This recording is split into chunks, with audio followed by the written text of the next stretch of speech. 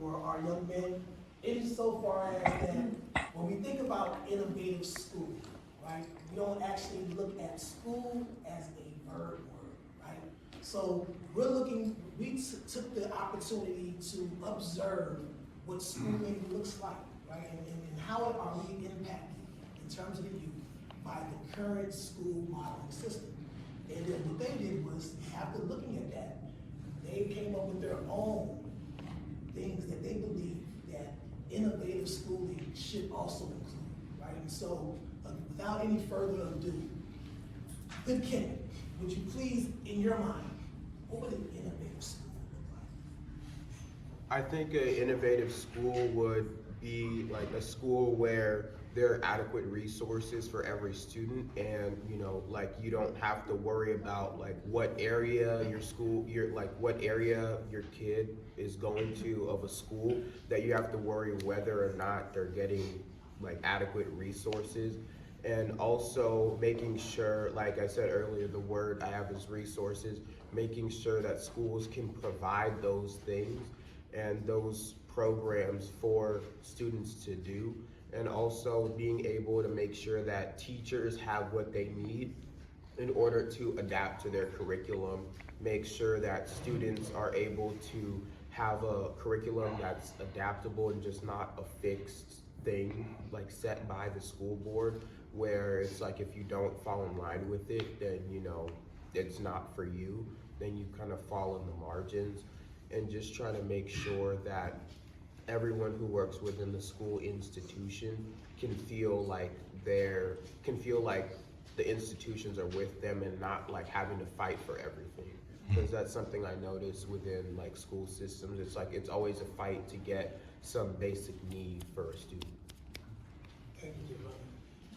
Dan? For me, innovative schools, I think it's like nowadays people usually think about tech, and I think what matters is thinking outside of that. For example, Speak up just a little bit more so that we can hear everyone. so yeah, just being able, like Kenny said, being able to provide adequate resources for like more learning, more activities. For example, just like being able to talk about like real world problems, because I think that's one way that students can just learn more. And it's like being able to have the resources to learn about those things is really important, especially in this day and age where it's like we have to talk about a lot of stuff and a lot of issues that are going around all of us in our communities. Thank you, Dan. And August, on you. Yeah, so for me, going to a private school and a public school, what I've seen is that almost every single student cares more about the grades than the learning.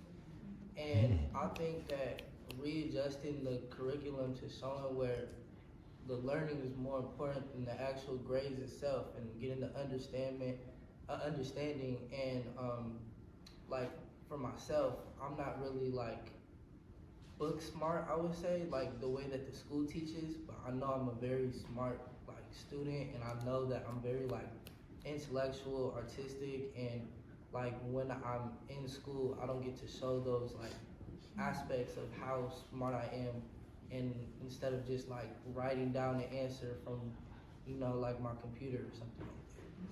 Thank you, Richard. Good problem. Dan, yourself. Popping off what August said, really changing up the grading scale and how teachers teach specifically, because I've heard a lot of stories about how once you get to like college and even high school, there's a lot of professors and teachers that will say it's really hard to get an A in my class. I rarely give out A's and whatnot, and that kind of just sets up the students for failure, and it really just disencourages you from trying to achieve anything in that class, because you know you're gonna fail. Why even try, And taking that back into schools, we should have more freedom in picking what we want to learn and how we want our schedules to be fixed up, because currently at this school, Garfield, I know there is a issue between the school district.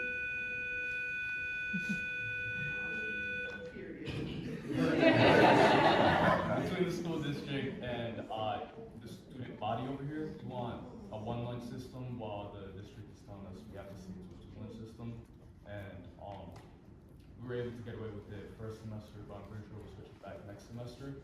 So issues like that where superintendents in the district kind of has a lot of control over us, even though they're not really seeming like they care about us, if that makes sense. I know there's a lot more intricacies, but I feel like just giving us more freedom to be able to schedule how we want to learn, what our time is used up for, should be in our hands instead of having